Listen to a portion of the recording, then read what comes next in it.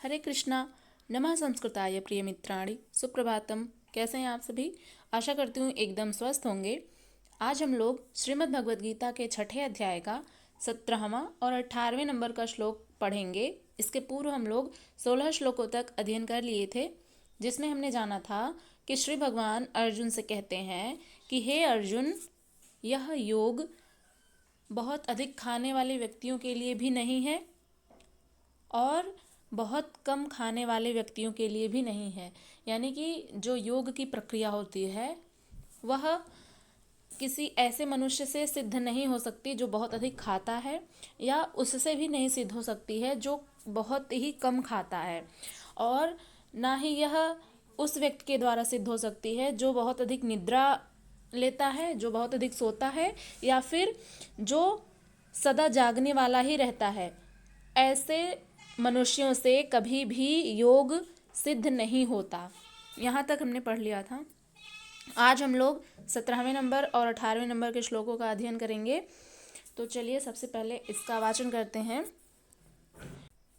युक्ताहार विहारस्य युक्तचेष्टस्य कर्मसु युक्तस्वप्नावबोधस्य योगो भवति दुःखः। अर्थात अब इसके शब्दार्थ को देखते हैं, फिर इसकी व्याख्या।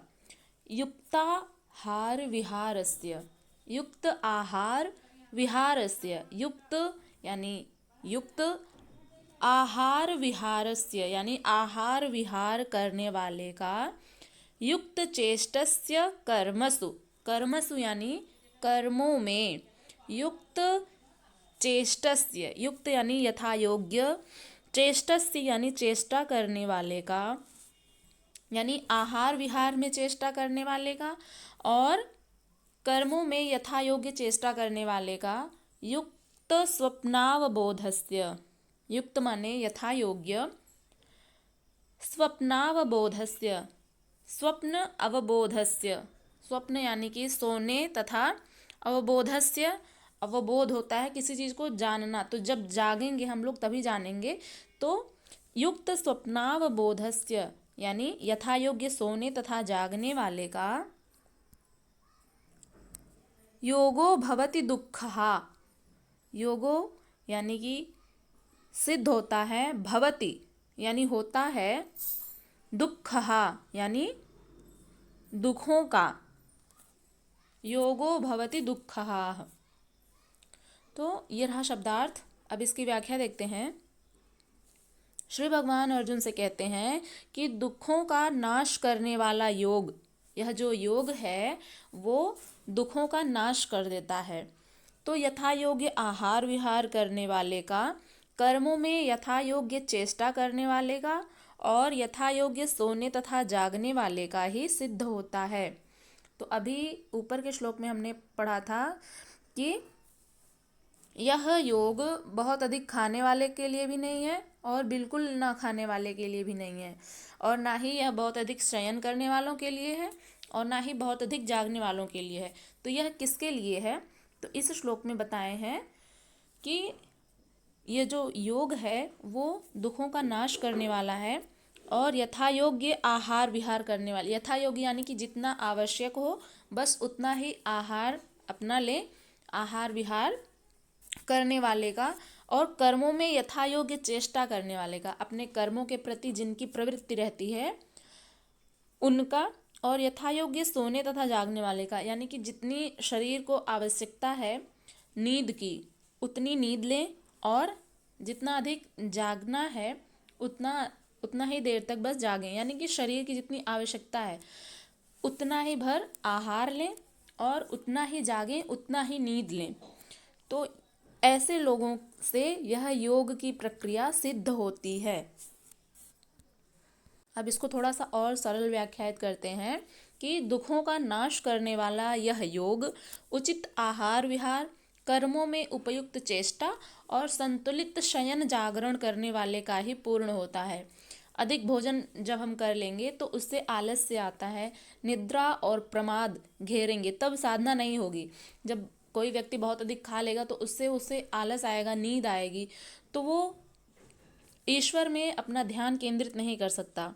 तो भोजन छोड़ देने से, और यदि कोई बहुत अधिक भोजन करता है तो उसे नींद आएगी, और यदि कोई भोजन करता ही नहीं है तो उससे उसका शरीर जो है वो निर्बल हो जाएगा, कमज़ोर हो जाएगा, इंद्रियां जो है वो क्षीण हो जाएंगी।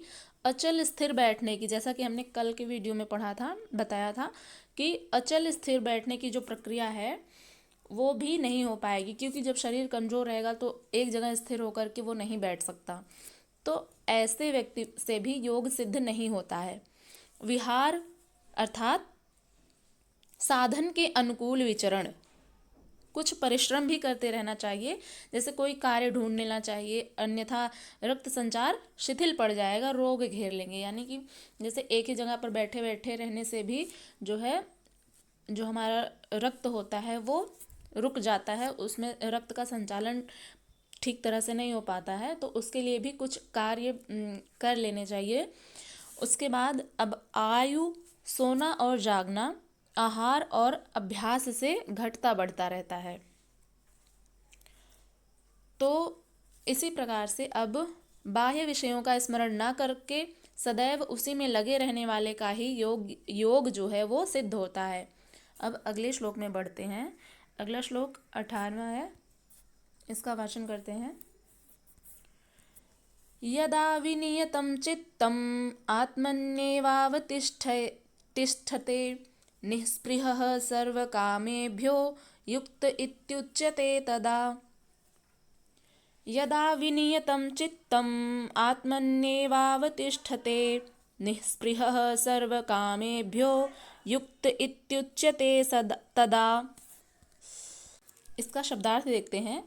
यदा विनियतं चित्तम, यदा माने जब, विनियतम यानी विनियत, नियत नहीं है जो, चित्तम आत्मनि एवावतिष्ठते, चित्तम यानी चित्त को, यानी जो नियत नहीं है ऐसे चित्त को, आत्मनि यानी आत्मा में, विनियतम यानी कि भली प्रकार से नियत, चित्तम आत्मनि एवावतिष्ठते अर्थात चित्तम यानी कि चित्त को, आत्मनि एवावतिष्ठते यानी परमात्मा में ही भली भांति स्थित हो जाता है। निःस्पृहः यानी स्पृहा रहित, सर्व कामेभ्यो यानी संपूर्ण कामनाओं से, युक्त यानी युक्त, इति उच्यते तदा इस प्रकार कहा जाता है तब। तो ये रहा शब्दार्थ। अब इसकी व्याख्या देखते हैं कि अत्यंत वश में किया हुआ चित्त, विनियतम यदा माने जब, जिस काल में चित्त को अत्यंत वश में किया हुआ जाए, यानी कि जब हमारा मन हमारे वश में रहता है पूरी तरह से, तो उसी काल में वह परमात्मा में भली भांति स्थित हो जाता है। उस काल में संपूर्ण भोगों से स्पृहा रहित पुरुष योग युक्त है, ऐसा कहा जाता है। यानी कि जब परमात्मा में ध्यानस्थ हो जाते हैं योगी, तो उसी समय उनका परमात्मा से साक्षात्कार हो जाता है, वे भली भांति परमात्मा के ध्यान में स्थित हो जाते हैं।